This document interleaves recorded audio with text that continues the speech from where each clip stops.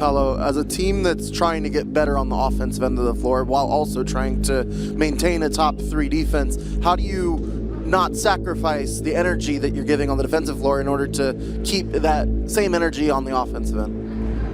Yeah, I think it just comes down to being efficient as a team, as an offense, trying to score without using, so much energy or having to work as hard to score, trying to, whether that's, sets or, a style of play that allows us to create easier baskets. Because like you said, we don't want to sacrifice our defense. Paolo, as the team's success grows and expectations rise, do you have any specific goals for the season, whether it's individual awards, number of wins, or playoff success for the team? Yeah, I mean, there's a lot of goals that I set for myself and a lot of goals I set for the team. And, I just know I'm going to go out there every day and work as hard as I can to reach all those goals. And those goals grow every single year. And so what my goals were 2 years ago aren't the same as they are now. So, I understand that that's going to take more work and more focus, but, I'm ready for it. So I'm excited. Franks, you guys were the second best team defensively last year. Obviously, the offensive is carrying the load, you and Paolo. As an offensive player with these new additions to the team, what do you guys need for you guys to maximize your potential as a 1-2 punch? What do you look for in the teammates that you have? Yeah, I think when you look at our roster last year or how we played, I think it's always easy to say, oh, these guys scored the most, so they did their thing. And at the end of the day, we got to play well as a team. So that's on me and Paolo as much as anybody to make sure everybody's in a good spot, that we can flow as a group, flow offensively. And I think for our group, I think we're very tall but versatile. I think we should run as much as we can. And like I said, I think that the goal of our offense should not be to maximize just me and Paolo, but maximize everyone's ability. So that's how we got to play, and that's what training camp's for. Jalen, in your mind, what's the difference between the Orlando Magic with you and without you? That's a good question. I think the biggest thing that I learned last year, especially coming back, playing that one game in Detroit or against Detroit at home, and then sitting out and only having to use my voice, is how important energy is to winning, how important mindset is into being a great team. And I feel like that's something that I can provide. I think that's one of the gifts that God has given me, to be a leader, to be a voice from such a pure space. I wouldn't say I'm a leader by force. I wouldn't say I'm a leader, by fear. I would say that I lead by love, I lead by joyfulness, and I lead by example. And that's something that last year very much taught me, was how important that is to who Jalen Suggs is as a player. Not just the skill set, not just the points being put up, the stops being accumulated, the rebounds, assists, or steals, but actually just by presence. And something that this summer has allowed me to work on, because physically I haven't been able to be. It really has been voice. It has been working on the mind and spirit, so that when the body finally catches up, it is aligned. Because everything that we've been doing with the body has been literally to achieve greatness. I'm sparing no time, no expense. Everything, all my resources are being pulled in and dedicated to really myself, which is the funny thing about this league. It kind of forces you to be so intentional and so detailed about who you are as a human being, physically, mentally, emotionally. So yeah, I think that's the biggest difference. That's something I'm going to continue to try to bring and continue to try to empower others to do. Because I think the more that everybody else can do that, the more that everybody else can believe in that and carry that energy, the better it will be. With Jalen, without Jalen, with different pieces coming in and out. Whoever steps on the floor, whoever the present five is carrying that same exact mindset and energy that I am. You mentioned what you worked on throughout this offseason. Where do you want to see yourself grow during this upcoming season? I'll just say my aggression. Just being in attack mode every time I get it. Regardless of how the game's going, how the season's going, how that possession's going, just being aggressive, staying in attack mode, and just fully trusting myself for 82 games.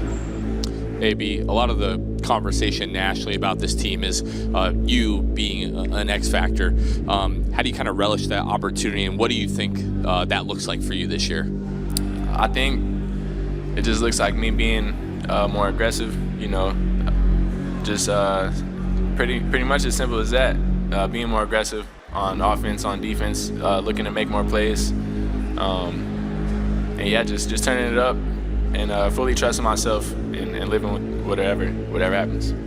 Des, with your experience in Memphis, showing all versatility off the ball, on the ball, how do you project and see your role fitting in with all that experience and versatility just translating right over?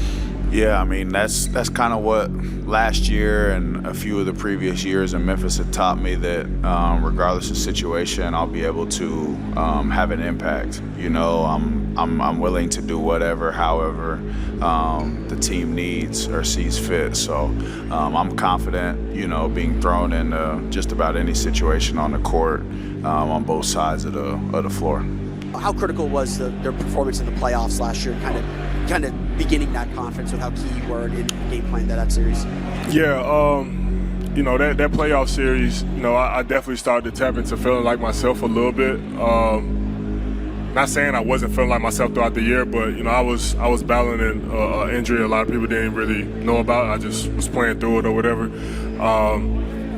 But that playoff series, you know, was me showing the world, like, you know, I'm still the same Wendell that can go out there and average a double-double or whatever the case may be, and help my team rally on both ends of the court. You know, being able to switch 1 through 5, you know, knocking down shots, you know, being a monster on the glass. You know, that's kind of what I wanted to do for the team. And you know, also it was the playoffs. Like, it was either I do it now or it's going to be something I'm going to be thinking about for the rest of the summer. So, you know, with that mentality coming into this year, you know, having this great offseason that I had, you know, that's from game one.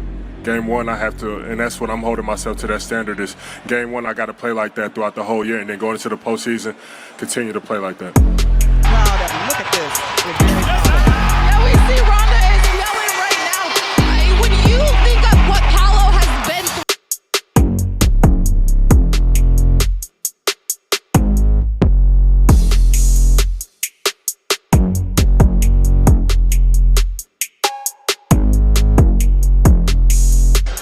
Young runs into traffic, block at 6'7" with the block.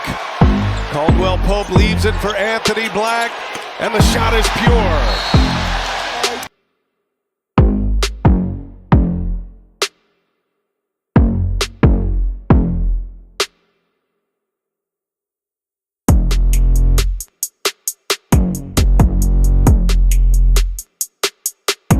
Wagner turns, shoots over him, air ball. Carter offensive rebound.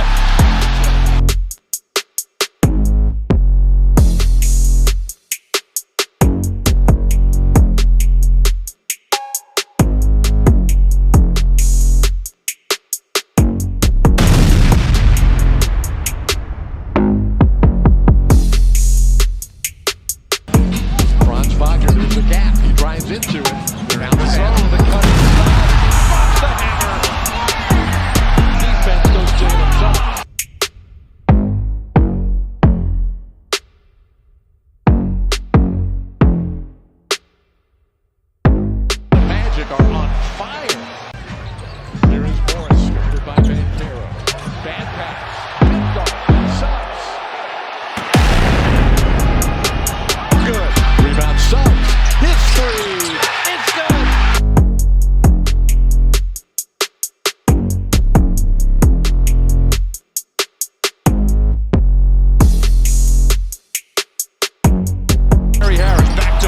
Good look for three. Up and he got it. Franz Wagner, you're fantastic tonight.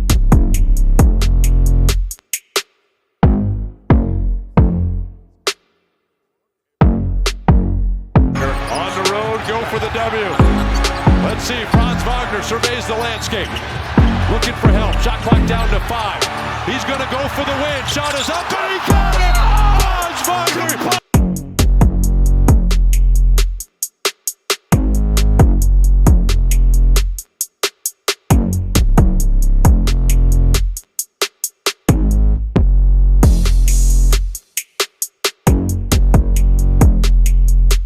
Opportunity to play against that, but certainly knowing your opponent.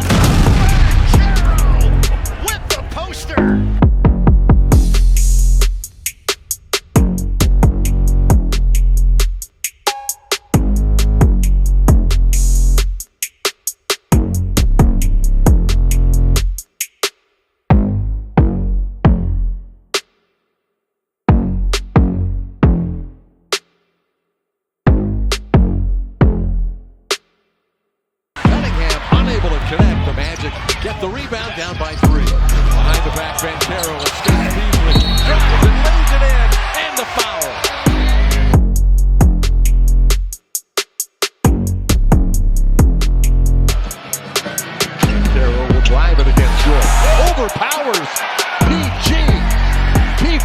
takes it to the rack.